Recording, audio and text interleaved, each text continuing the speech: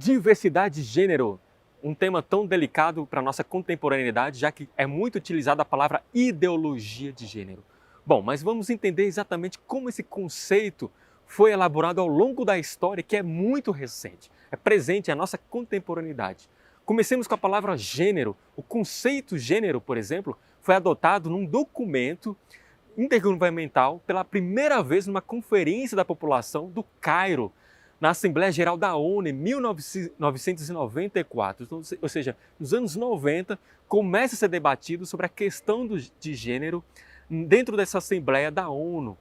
Mas a palavra ideologia de gênero, ou seja, foi acrescentado esse termo ideologia, ele vai aparecer dentro de tradições conservadoras, que foi aí, ele aparece pela primeira vez 4 anos depois, exatamente em 1998, e um documento eclesiástico, ou seja, da Igreja Católica, e uma nota em conferência episcopal do Peru, então intitulado A Ideologia do Gênero, Seus Perigos e Alcances. Então, 4 anos depois dessa assembleia realizada na ONU, a Igreja Católica, numa assembleia, num congresso em Peru, vai exatamente rebater esse tipo de pensamento de gênero, trazendo como algo que pode ser perigoso para a nossa sociedade, para os papéis já pré-estabelecidos de quem é homem, de quem é mulher, de quem se veste azul ou de quem se veste rosa. Seria isso mesmo algo tão pertinente para ser pensado? Bom, mas em 2000, no ano de 2000, aparece um outro documento da Cúria Romana com a publicação da Família e Matrimônio e Uniões de Fato, do Conselho Pontífice para a Família, que é exatamente esse documento escrito dando continuidade ao pensamento da Igreja Católica, que vai aí restabelecer a importância da relação da família, dos papéis bem estabelecidos entre homem e mulher. Bom, mas em 2004, aqui no Brasil, nós temos aí, paralelo a esse debate sobre ideologia de gênero ou gênero, foi acontecendo exatamente porque no Brasil, em 2004, surge um movimento Escola Sem Partido, entendendo que alguns professores, os professores, de modo geral, na áreas biológicas ou humanas, estivessem fazendo algum tipo de doutrinação ideológica de esquerda ou algo do tipo para os seus respectivos alunos. Mas, em 2011, é interessante salientar que um material, um projeto escolar chamado Homofobia, causa polêmica e cria esse termo kit gay, foi desmistificado. Houve uma confusão epistemológica, um mau entendimento a respeito do que era esse projeto em 2004, que na verdade era uma formação específica para os professores para saber lidar melhor em casos de estudantes, em casos de jovens com algum tipo de necessidade de aconselhamento, de abordagem psicológica em caso de crise existencial a respeito da sua opção sexual. Então, na verdade, não é nenhum tipo de doutrinação ou uma fomentação ideológica de como os alunos devem ser. É apenas uma abordagem educativa para que os próprios professores pudessem ter mais respaldo de melhor lidar com uma situação caso fosse necessário. Então, aquilo que foi chamado em 2011 como fosse um projeto de kit gay foi, na verdade, um termo pejorativo, uma forma, até uma propagação de fake news para algo que não realmente aconteceu. Mas vale salientar que em 2008 teve um documento que foi na condição do Papa, do Bento XVI, o Joseph Ratzinger, descreve o gênero como algo em que contraria e despreza a natureza. Então, esse pensamento, essa abordagem a adotar a palavra ideologia de gênero, como já observamos, seja lá no Peru, com o documento eclesiástico que houve, com a própria abordagem do Joseph Ratzinger, foi que foi caracterizando, e hoje, com as tradições neopentecostais, é que traz esse entendimento de ideologia de gênero. Na perspectiva acadêmica, na perspectiva dos estudos sociológicos, antropológicos, ou até biológicos, com os diversos teóricos e teóricas, como a Judith Butler, com outros pensadores, com a própria a Djamila Ribeiro, estão preocupados em falar de estudos de gênero. Então aqui tem uma diferenciação. Ideologia, aqui nesse caso, é um termo pejorativo de uma tradição conservadora querendo fazer uso dessa palavra para criticar aqueles que abordam esses tipos de estudo. A palavra correta é estudos de gênero. Por quê? Que estudo entende-se aqui como algo sempre em aberto, é um caminho de possibilidade para melhor entender esse fenômeno, seja no aspecto psíquico, psicológico, seja no aspecto biológico, ou seja, as pessoas de fato nascem dentro daquela característica, ou é um aspecto antropológico, ou é sociocultural, ou assim por diante. É interessante salientar que a filósofa Djamila Ribeiro, que tem importantes estudos sociais, uma pensadora negra, ela vai trazer um livro chamado Lugar de Fala. O que ela vai caracterizar? Vejamos um pouco a sua explicação.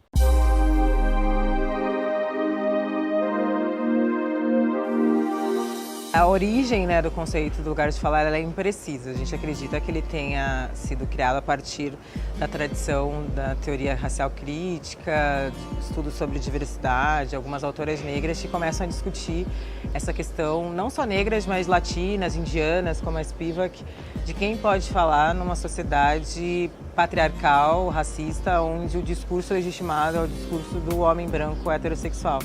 Como que as outras vozes são consideradas outro, né, o outro, que não aquele que não é a norma, e como que esse regime de autorização discursiva impede que esses outros, considerados outros, façam parte desse regime e tenham o mesmo direito à voz. E voz não é no sentido de emitir palavras, mas no sentido de existência mesmo, de pensar discurso de uma maneira muito mais ampla, Foucaultiana, de discutir poder, de fato.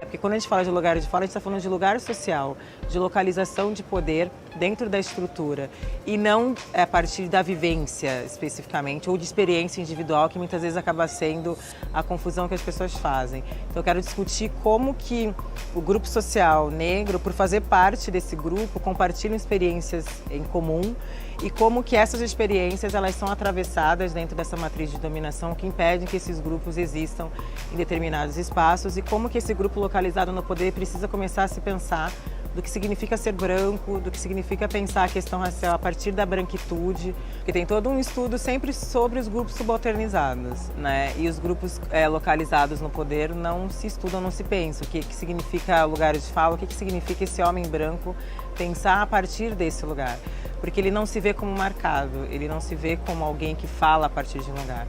Então ele olha para uma mulher negra e diz: você é específica, você é mulher negra. Olha para uma mulher, você é específica porque você é uma mulher. Mas ele também não se entende como específico, ele se entende como universal. Uma outra confusão grande é confundir lugar de fala com representatividade, né? Que aí você cria uma visão essencialista, né? De achar que só o negro pode falar de racismo. Se estamos em relações raciais, em relações de gênero, é importante que as outras pessoas debatam sobre esse tema. Então, claro que de repente uma travesti negra, ela não vai se sentir representada por uma mulher branca, mas aquela mulher branca, a partir do lugar que ela ocupa, pode pensar criticamente da situação da travesti negra, como é que ela pode se responsabilizar e pensar criticamente desse lugar que essa travesti ocupa. Então todo mundo tem lugar de fala, eu acho que é isso que às vezes as pessoas não entendem, esse não é o meu lugar de fala, eu não tenho lugar de fala, todo mundo tem porque está localizado socialmente, né? Mas é como que falar a partir do seu lugar sobre outras questões, né? Então a pessoa branca deve discutir racismo, até porque faz parte do grupo que historicamente se beneficia dele, mas ela vai discutir a partir de um outro lugar, como que ela, como branca, pode pensar a situação racial no Brasil, que passa por desnaturalizar lugares, por exemplo, que passa a começar a se incomodar, a se questionar, por exemplo, enfim, na universidade, um exemplo, por que só tem professores brancos e por que só as mulheres negras limpam os banheiros? Né? Isso é natural, né? Tem que começar a desnaturalizar isso e começar a refletir sobre isso. Então é como que a partir desse lugar ele começa a entender a sociedade e começa a se responsabilizar por isso. Eu acho que o lugar de fala nesse sentido acaba sendo uma postura ética, né? Como que eu, do grupo que é localizado no poder, posso contribuir para uma sociedade menos desigual. Então nós vimos aqui o lugar de fala, que é esse termo crítico que a Djamila Ribeiro coloca, que pode ser pensado, por exemplo, um branco heterossexual que sempre se coloca como um lugar de fala universal. Ele sempre quer falar a partir de uma verdade absoluta. No entendimento dela, todos nós fazemos falas específicas. E nesse caso, boa parte da tradição patriarcal nunca compreendeu que o que ele fala é apenas algo específico. E ele muitas vezes excluiu, tornou excludente a fala do negro, a fala de pessoas transexuais, travestis, pessoas homoafetivas e assim por diante. Então, o lugar de fala aqui é reconhecer a abertura da pluralidade de vozes e colocar ao mesmo tempo a permissão de que outras vozes sejam articuladas em pé de igualdade e que também seja, para que isso ocorra, a necessidade de escuta, que nós possamos aí entender melhor, escutando as demandas que as pessoas passam no decorrer da sua existência ou dentro da sociedade e sua comunidade. Bom, o debate é vasto e vale a pena ser estudado com devido cuidado, lembrando que não há nenhum tipo de doutrinação ao levantar esse tipo de assunto. Um forte abraço.